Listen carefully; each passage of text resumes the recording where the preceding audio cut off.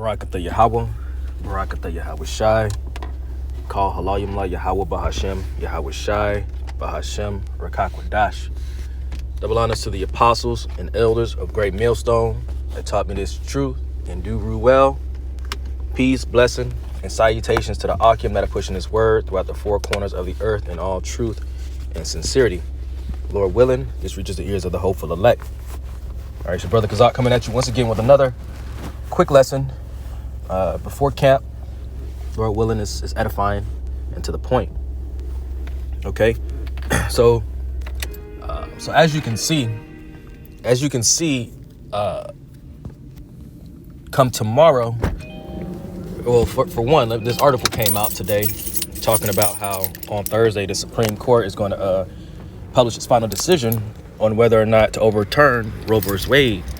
If not, justice overturn the court case that the decision to ban abortion will become a state matter. They would spur demonstrations, as disturbing flyers have already begun appearing across Washington, D.C., warning about riots in the case of is overturned. Okay, so clearly this place is through, man. We're literally seeing the downfall of society. The fact that, there's uproars or potential uproars of women, who and men, because there are certain men who are symptified, where they're going to follow the belief system of a woman, but where it's gotten to a point where they made it pretty much legal to murder someone.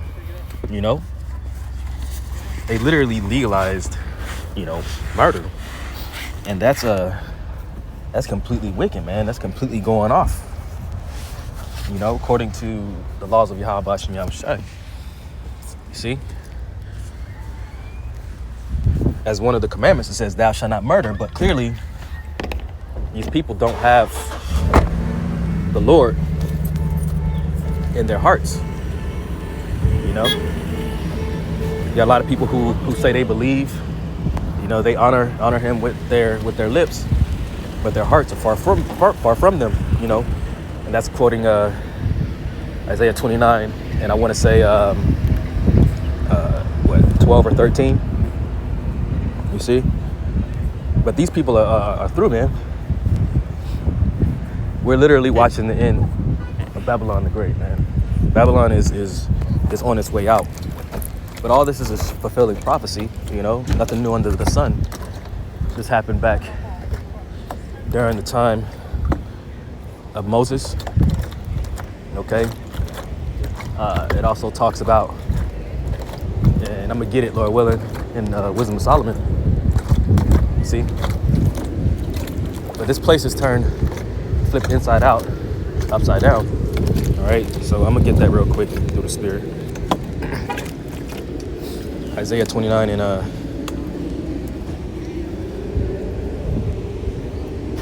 verse 15.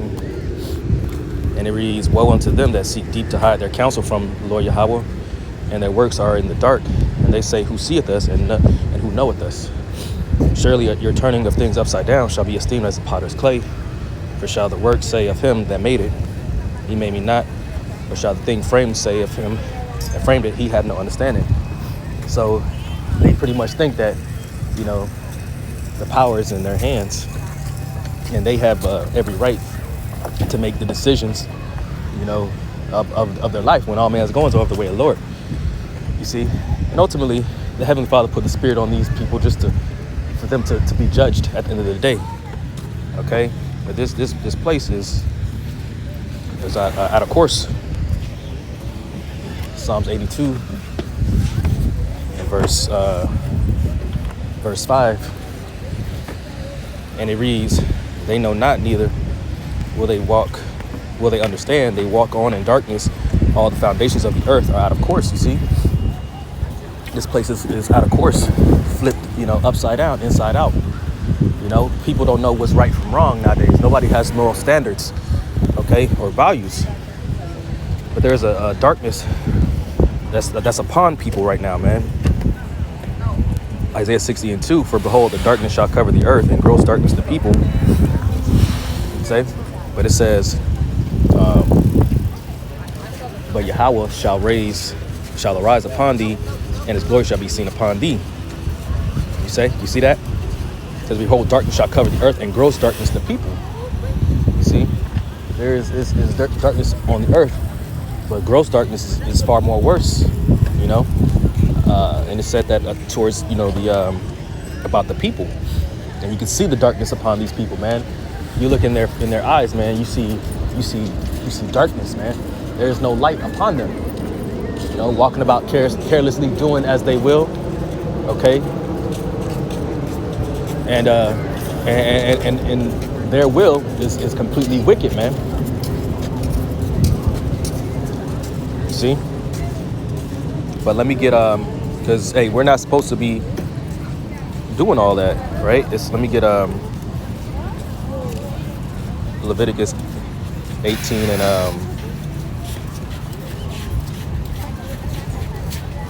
verse 21, and thou shalt not let any of thy seed pass through the fire to Molech, neither shalt thou profane the name of thy power. I am Yahweh. You see, passing your seed through the fire to Molech, the sacrifices, man. Okay, they used to sacrifice, you know, their children, you know, to a false god, man, to a false idol. Okay, and that's wicked, man.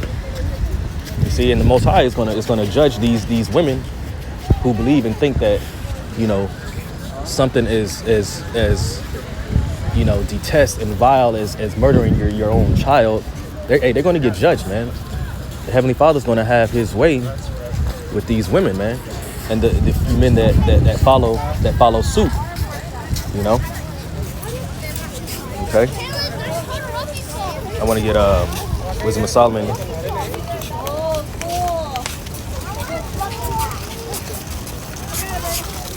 Chapter 12, and I started verse 3. So it says, for it was thy will to destroy by the hands of our fathers both those old inhabitants of thy holy land, whom thou hatest for doing most odious works of witchcrafts and wicked sacrifices. You see, witchcrafts and wicked sacrifices, man. And really, when you go to these clinics, okay, all it is a sacrifice. You see, these so-called doctors, which means to falsify. You see, all they're doing is witchcraft, man. Okay, because sacrifices, you know, heralds in, satanic vibrations. You know, bringing this place to crumble. You know, and that's ultimately, what they try to do. That's ultimately their agenda. And the more they try to make it good to do more, you know, and putting it in front of the Israelite woman. Okay, like putting them in the hoods, putting them in the communities, and promoting it to the point where people think it's okay to do so. You know, you're giving in to their witchcraft. You're giving in to their satanic sacrifice, their wicked sacrifices. You see? If you read on, it says, and also those merciless murderers of children and devourers of man's flesh in the feast of blood, with their priests out of the midst of their idolatrous crew, and the parents that killed with their own hands souls destitute of help, that the land which thou esteemest above all other might receive a worthy colony of the Most High's children. Okay, so what they're doing is going off completely. But what it's going to bring is, come tomorrow when the decision is finalized, or when the decision is made, they're already talking about a night of rage. So what prophecy does that fulfill? Okay, let's get that. Second Esdras.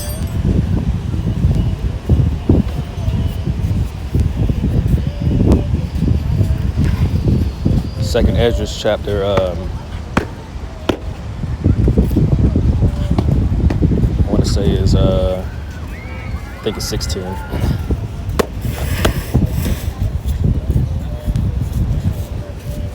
Oh wait, second Ezra 16.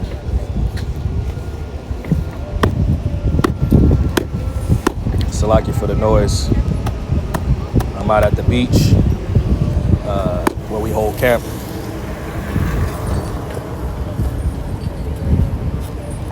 Second Ezra 15,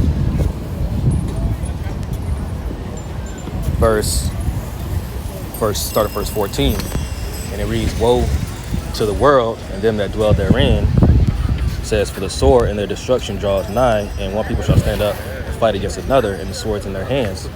See, and what is that referring to? That's referring to people standing up against one another. Okay. You got, the Republicans versus the Democrats. Okay, it's going to ensue a civil war. People standing up against each other. Kingdom against kingdom, Egyptian versus Egyptian. You see, verse 16. Here's the point: "For there shall be sedition among men, and invading one another, they shall not regard their kings nor princes, and the course of their actions shall stand in their power." You see, it's gonna be sedition. Sedition, riots. Okay, riots that's going to be ensued. People invading one another, not really caring about the consequences and repercussions of what's going to happen.